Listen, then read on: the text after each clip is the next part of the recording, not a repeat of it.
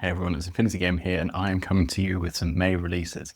I'm going to kick it off strong and go straight for a model that I have been absolute hungering after since I saw the model release, and actually when I saw the profile release, I just fell in love with it. It's the Red Eye for Pano Shiny, specifically the KCF. This has a lot to be talked about because I've got the profile, I've got the points, and I've got all of that, but I've also got strategics, and I have been thinking a lot about Red Eyes. So specifically, the resin sculpt that we have is that new harder plastic that we are starting to see from some things with Corvus Belli. We're actually starting to see it slip into Warcrow, but that's a conversation for a different. This sculpt has the Spitfire, the Chain Rifle, and the Blitzen, although you wouldn't really see that on the sculpt itself. The profile itself only really has that profile, as far as I'm aware. This is the 44.1.5 SWC version, but you could proxy it as either that or the other profile. Really easy. This is a super agnostic mold, which I am a huge fan of. The unit itself is a beast. It's Miltus -6, which pretty much all the flyers seem to be coming with, so it doesn't sound really exceptional. Dodge -3, which means if it's choosing to dodge and it's a face-to-face roll, anything you're doing to it is going to be facing a -3 penalty. That's slightly annoying because you want to be shooting it, you want to be removing it off the board, because if you don't, you're in for a world of pain. The aerial, so no end-to-end silhouette contact, that works both ways. I thought about that mostly from a CC perspective. You know, one of the things this thing's not going to be good at is CC. You can't with aerial. But also it means that you can't engineer it by going into silhouette contact with it. You've got to shoot your gizmo kit. So kind of a pro and con either way. Nothing major, but still quite cool. Courage, gizmo kitting is a PH14, so at least you have like a decent value there for when you do succeed the shooting in it. No cover, not that it needs it. Remote presence, so easier to heal. Super jump with jet propulsion, super jump +3 inches, and terrain total. There aren't a lot of counters to the Red Eye, and that makes it one of the most feared units in Infinity at present.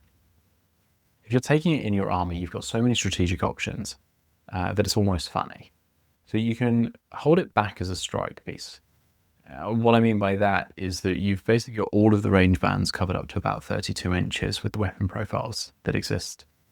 So you can use it as a fast attack, long range. You can get in close and start to hit things, you know, obviously with things like your chain rifle. I think as an attack platform, you've got near limitless options, which can be quite daunting for newer players. Another thing, and I'm going to focus on this with the other aerial unit that we've got to talk about, is that super jump jet propulsion thing effectively means that you've got full autonomy of movement. So you can pick the engagements that suit you. You can get things out of cover very easily. So as an attack piece, this is really good. But you have the option with this that I think is a bit more exclusive to the Red Eye than some of the other jet propulsion aerial attack vehicles. And that is that it's also a really good ARO piece thanks to that Blitzen and the high armor that comes with almost all of these aerial vehicles. But that Blitzen weapon profile actually means that if you sit it out in the open and basically just have a come deal with me approach to it, I think it can be really effective in that regard too.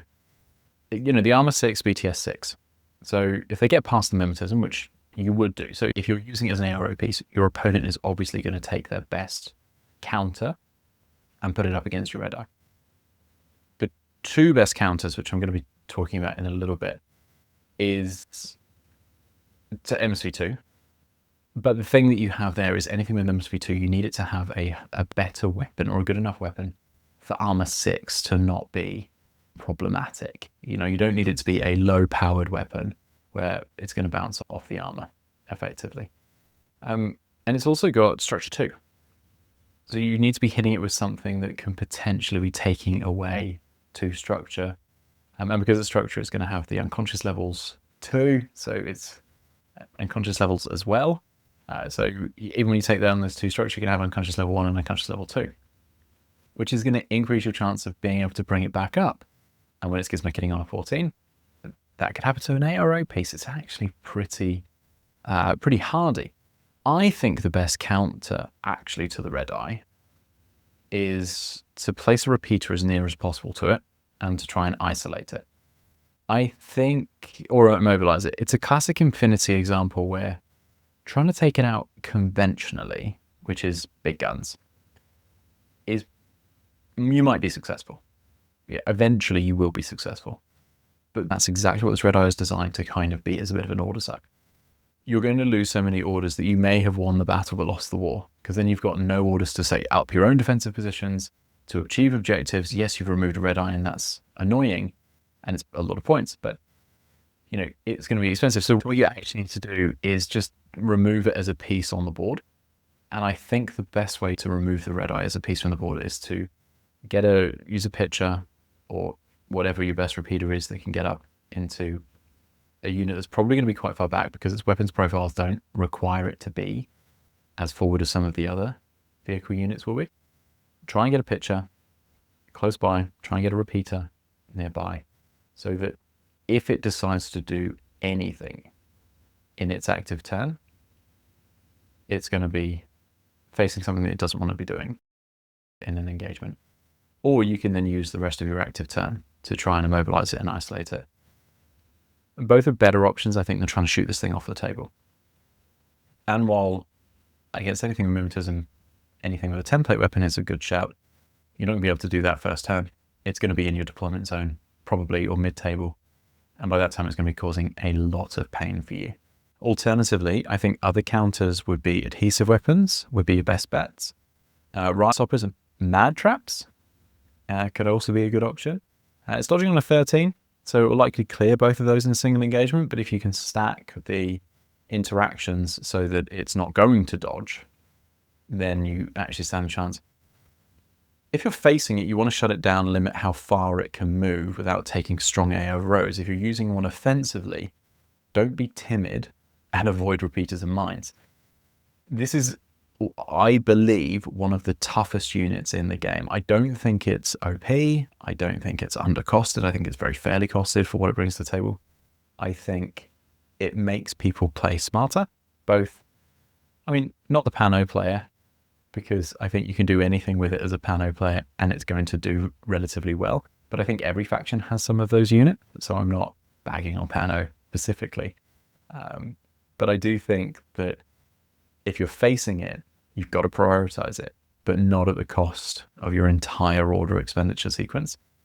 So you've got to deal with it intelligently. And I think that comes from using some of the more peripheral things in your list.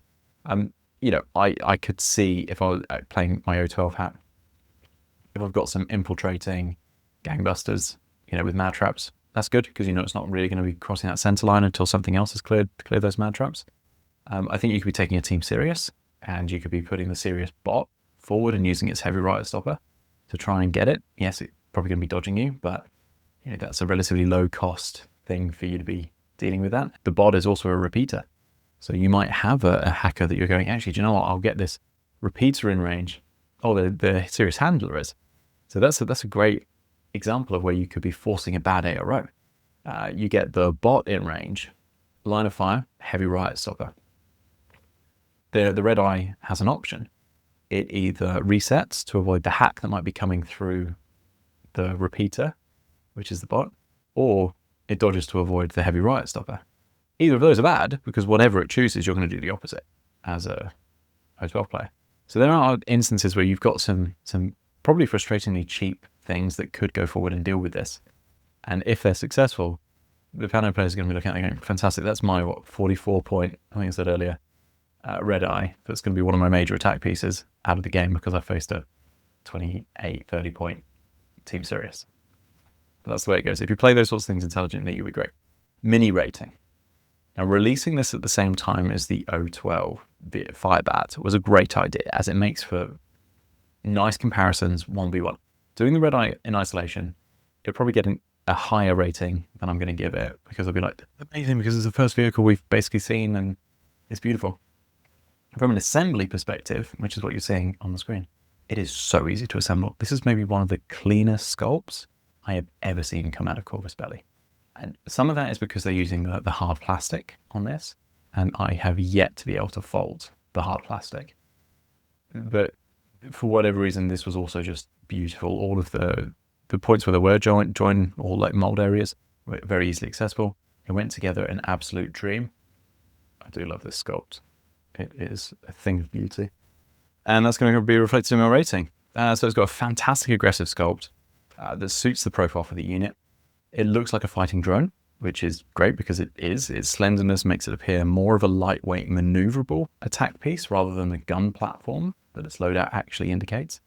I almost feel like the red eye and the firebat kind of got mixed up on the drawing board somewhat, but we'll talk about that when I get to the firebat towards the end of this video. But this one is a chart-topping 8.5 out of 10. I do love the design of this. And the fact that the profile is also highly desirable means we will see a lot of them on the table. I just hope they're not on the table against me, because they're going to be difficult to deal with. Next, we've got the Yamabushi. This is the third, but it feels like the fourth or fifth Yamabushi that Corvus Belli have released. I feel like it's going to start to compete with Joan for the most amount of sculpts released. They started with the ever-cool wall-sitting launch edition. Then the recent release in the Shindenbutai expansion pack beta, and now this standalone unit. This is the 15-point Panzerfaust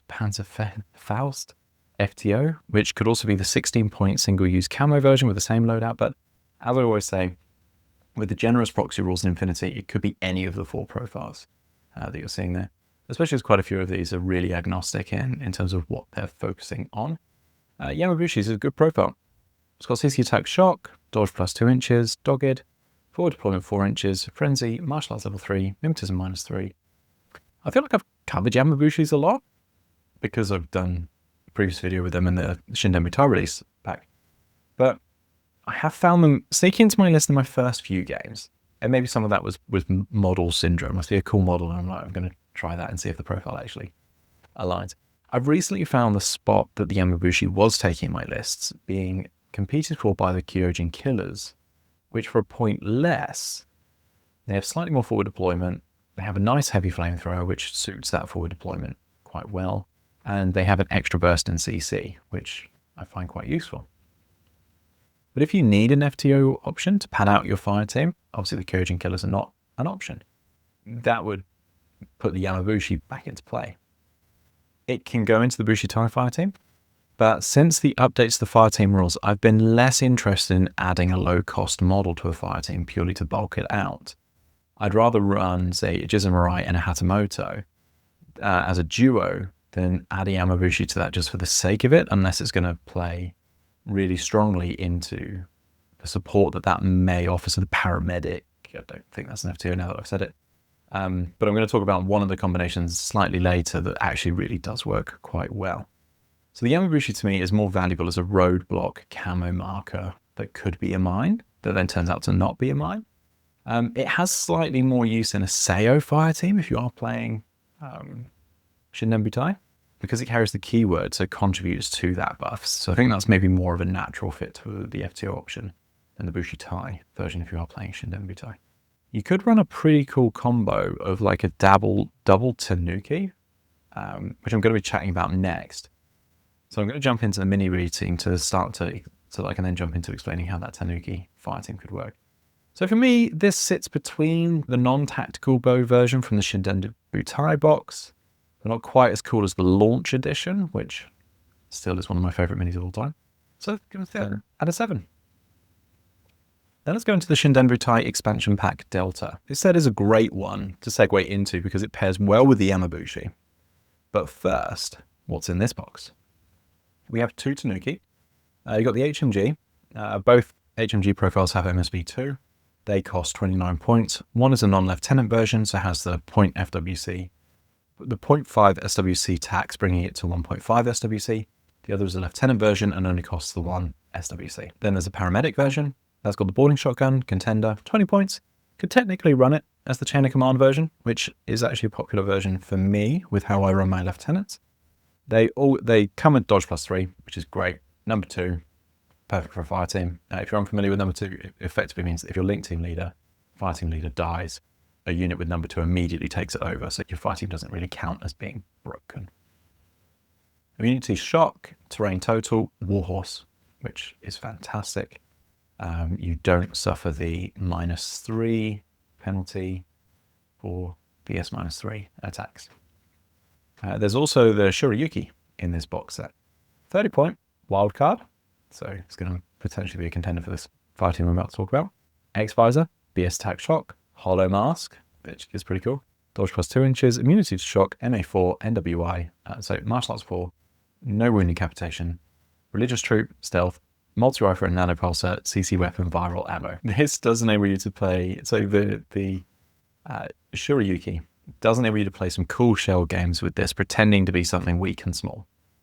You can also, I see this played a fair amount in potentially Yujing, definitely ISS, where you've got something that's semi-decent and it's pretending to not be, and then all of a sudden it's like, surprise, I'm now smashing him with a nanopulsar. And then revealing it as quite a potent enemy once it gets closer. But you've got to be a bit careful with anything with Hollow Mask. We're going to explain that with one of the vulnerabilities of putting it into a fire team. So a fire team option that's worth chatting about with this whole box, and then the Yamabushi that's being released at the same time, is the Seo fire team. One option that I've looked at that I quite like the look of is that you can run 2 Tanuki, with one being the MSV2 HMG, just in case you're facing something like a Red Eye, and you do really want to shoot it off the table.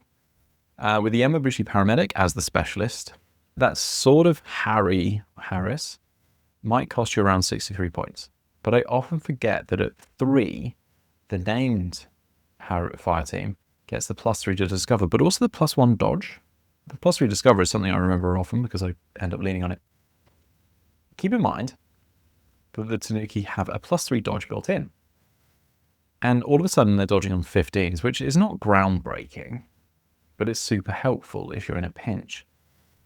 It's also helpful for the Yamabushi because that takes them to a 14. So dodging on similar numbers that are really better than average. Having the SV2 Tanuki means the +3 discover is going to be annoying to any opponent relying on a heavy camo list. Or you could forego that buff and run it as a Tanuki, MSV2 HMG, and Yamabushi to keep the cost down, and a Shuriyuki Hollow Mask as a Tanuki. You'll be getting the special dice from the Tanuki and the Yamabushi, but you'll want to be avoiding dodging because that would reveal the Shuriyuki. So this is where I'm on the fence as to whether the Shuriyuki is useful in a fire team, and I think maybe it depends on the fire team. Because if you're going with a super aggressive, forward deploying, going to be attacking a lot, and might be facing an ARO that means you want to lean on a dodge, then maybe it's not the best one.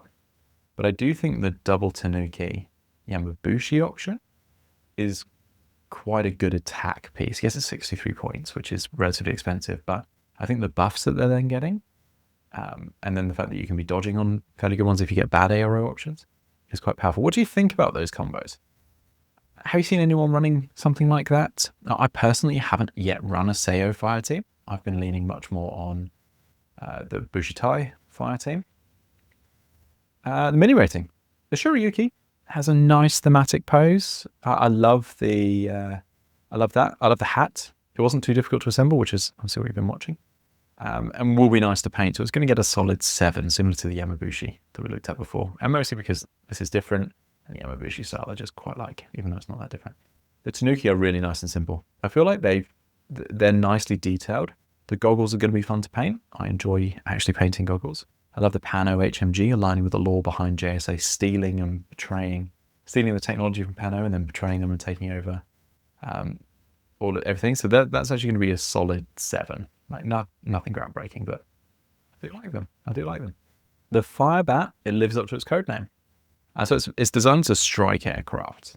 It has plenty of firepower. It can lay waste the battlefield before shooting off at full speed, like the Bat Out of Hell, which is where it gets its namesake. This isn't merely another addition to the O12 arsenal. I think it's really actually important pointing that out, what this profile does for things like O12.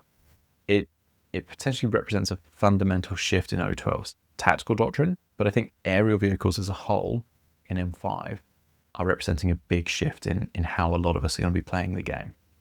Core stats, BS12, Silhouette 7, it's got aerial, super jump, jet propulsion, mimetism -6, no cover. The combination of these attributes does create a unique tactical profile within O12 specifically. At BS12, mimetism -6 but no cover, it can engage most units at a relative advantage, but will fall hard against MS. It's got SMG with +1 burst. The light rocket launcher on the 42-point profile gives us cost 0.5 WSWC. The Thunderbolt, with one profile dropping the light rocket launcher for a +1 burst version, is the 36-point version. What is different here around the Red Eye is that range profile, but then also the ARO piece. Thunderbolt is an ARO option. I do use it with the Garon A-bot in Shindenbutai, but it's not as good as a Blitzen It doesn't give pause to the things that you want to give pause to at quite the same level. Likewise, the light rocket launcher, not bad, but the range bands aren't necessarily conducive to it being amazing. And then the SMG, great, it's got +1 burst, but we all know that SMGs actually have a really short range band. So you're going to have to play this one a lot more cautiously than the Red Eye. What really sets the Firebat apart, like all the new aerial vehicles, is the mobility. So the big movement value is a key one. So super jump, jet propulsion, Silhouette 7 give it terrific mobility, allowing it to move freely over and around pretty much any table. I think one thing is that we need to look at the movement rules, in that with super jump, it can move 10 inches. And then the Firebat also gets +3 inches to its super jump move. And so we're potentially looking at 13 inches of movement for the Firebat. Please jump in the comments if I've interpreted that incorrectly, but I couldn't see a reason why that wouldn't necessarily be the case. In which case, 13-inch first short skill move means that it is incredibly mobile. The downside is that S7 profile means the chance of you being able to stay out of line of fire of stuff, minimal. So you're going to have to set this up with smoke. You're going to have to really try and protect it in order to leverage the Firebat's true potential. The jet propulsion pool rule is also very noteworthy in this. It basically enables you to jump in any direction back on yourself. Unlike with a traditional jump where you've got to kind of do a normal parabolic move, using the full measurement, going up, going down, all of that jazz. The jet propulsion, you can zigzag and then go back down. It doesn't matter. Like, you can move any direction as much as you want because you've got jets kind of controlling movement. And so that means that when you slice the pie, when you like go around a building, you can jump out, see this unit, go back down and see this unit. Like, you've got, if you do it sensibly, you've got a lot of choices to how you break up your engagements. So the primary mission profile is basically just going to get gun down the models that are trying to hide outside the line of fire. It's going to be tricky, but you need to, I think, not target the full-on face-to-face battles with the Firebat. I think it's tempting to do so. I think the real strategic strength of the Firebat is try and sneak around the table, go for those line infantry that are hitting out of cover that could be a lieutenant, go for those support pieces out of line of fire, using your superior mobility, using the SMG to your advantage, and gun down the weaker targets. Whittle down the order pool by doing that. Let something else in your arsenal take out the big stuff, and let this take out all the small stuff really effectively, ideally out of line of fire, so that you can get all of the bonuses your way. The size disadvantage is there though, and also MSV vulnerability, which we've talked about, and then maintenance challenges. And as with every aerial HP vehicle, you've got to shoot the gizmo kit at it. You can't get into direct contact. So it's available at No 12 and Torchlight, apparently not to Starmada. The Firebat service is a specialized tool for specific operation environments. I think unlike the Red Eye, which for me, if I was playing KCF, would be almost an auto include, and I could lean on it as a fairly lazy player. That's just me. Not everyone who takes Red Eye is lazy. The Firebat will take a lot more finesse to get right. And I think you could be frustrated that it could get shot off the table really quickly or get shut down really quickly, and you might actually have it as a key attack piece. Whereas I think with the Red Eye, it's going to stand its ground and hold its own a lot easier. So I think from a deployment strategy, what you need to do with the Firebat is slightly more finessed. You'll need to target static defensive positions and like prone snipers or anything on a rooftop that's prone, because it wants to survive. So I think this is a really good alpha strike unit, in that if your opponent has got all the rooftop positions that it wants to then optimize from its first turn onwards, what you need to be doing is just clearing out those rooftops so that there's then less overwatch for your opponent's active turn. If you're going second, hide it as best as you can, honestly as best as you can, so that hopefully in the second turn, once a few things are revealed, you can then pick your engagements. So I think if you're an opponent that thinks you're going to face a Firebat, and all of this stands true to a degree against the Red Eye, but worse. So if you're facing a Firebat, rooftops are no longer safe for you. This is kind of what the Firebat is going to be going after. So just rethink a lot of your defensive positions and don't rely on being prone on a rooftop. Anti-air capabilities become essential, but what that means is you're going to need MSV. I think every list at the moment is going to need MSV2 to counter the potential of vehicles. You're going to need more repeaters. You're going to be needing to shut down that advance, and especially with a Firebat, those forward deployment repeaters or deployable repeaters are going to be essential for controlling what it goes through, because it still doesn't want to go through repeater networks. So in terms of the mini rating for the Firebat. I wasn't a fan of the chunkier design, especially when comparing it to the Red Eye. The Red Eye is super sleek. It looks like an attack drone. I love it for vehicles. This looks a bit more chunky. It actually looks more like a weapons platform.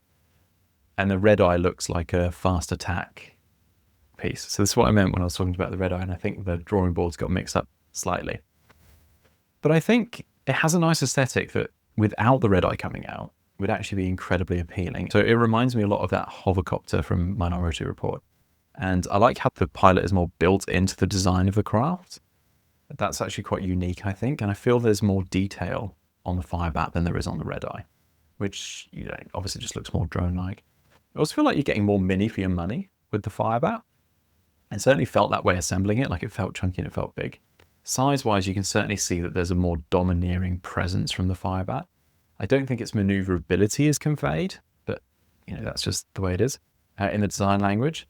But that's not going to stop me from giving it a slightly less than the Red Eye's 8 out of 10, because I do really like the aesthetic.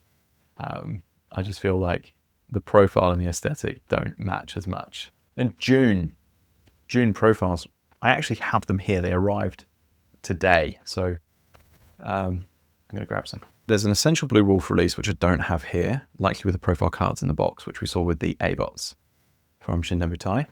We then have the Pano. Oh, I don't have that here either. Pano Booster Pack Alpha, I think, is coming, but I don't have that here. What I do have is the Drummers, which I've got a real big soft spot for those like drones with massive guns that aren't toppling them over, and the profiles are really nice as well. And KCF are getting some really cool stuff being released. We have the Imperial Service Expansion Pack Alpha. So I've got the Imperial Service version, but not the Pano one, but that's okay. I just can't show it to you. TAC Expansion Pack Alpha, sitting here. And then the Krakot Renegades. It says Renegades, but that's only one. I think that's classic. Which is a beautiful design. I love the fact that it's like pulling off an ISS unit's head, which is fantastic. I also have some Warcrow stuff in not only there, but also in my box. I'm going to go through the Warcrow stuff that's in my box before I show you. There's something secret in that box that I've had to sign an NDA for, which is rare for Corvus Belli. Usually they're like, yeah, she'll be all right. But yeah, in that June releases, there's something really secret in there. I need to read the NDA, figure out which of the Warcrow things in there is part of that NDA, and definitely not talk to you about it. But then we've got, so this is the May releases. So we've got Northern Tribes Revenant. Beautiful, beautiful, beautiful looking model. Then got the Hegemony Strategos. And then we're going to be getting to a couple of things that I really love. I'm going to do this try and do this in order. You may have seen content about this already. I'm going to try and just show you a quick sneak peek there.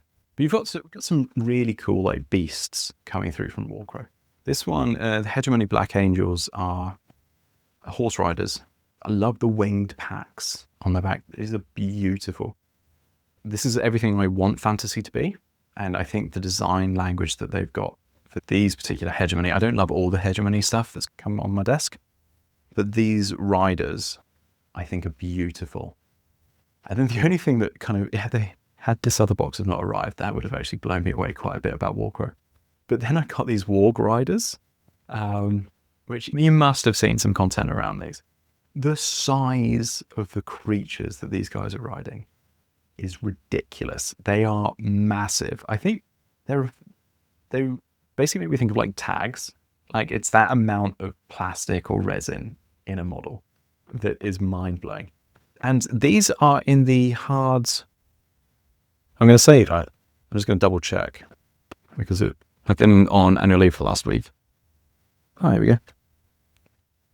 Yeah. So this is the hard plastic. So the same hard plastic that the vehicles, the Red Eye and the Firebat came in. It's the War Riders, and I'm pretty sure the horses are exactly the same, which is great because when you've got models this big, well, I don't struggle with sidecast on the really big models because the sidecast isn't always amazing. And I think I'm not going to turn this into a sidecast rant, but the sidecast can get away with a lot when it's on a big model, because it's easier to clean up what there is. And I don't mind a little bit of cleanup. You know, metal, I've always got to be taking off flashings, and there's generally a flashing I've missed that I only notice once I've gotten to the painting stage. And I'm like, oh, why is that bit sticking out of a belt? That's a bit of flashing I've missed. But I think now that Corvus Belli are releasing more of the hard plastic, it's just easier to compare the quality difference between the hard plastic and the Cyrocast.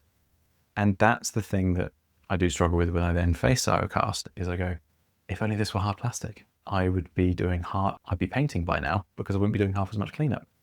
But to see these newer Warcrow models, the bigger ones here as well, in that hard plastic is so nice, because these are fantastic sculpts, and what you don't want is a small issue on the plastic or the Cyrocast to detract from how beautiful they are. And that's not the case with these. These are stunning, really stunning. And I almost mentioned the potentially secret thing in my June box. So I'm going to stop this video before I land myself in hot water with Corvus Belli by talking about something that I shouldn't be talking about. Before I've signed the NDA, I still can't mention it because I love Corvus Belli and I want to support them in every way possible. And this Warcrow stuff is looking amazing, and the Infinity stuff that they're releasing is amazing. They're pushing the game further and further every time. I love them for it. I love you guys for watching. Thank you so much. I will be back soon with another video.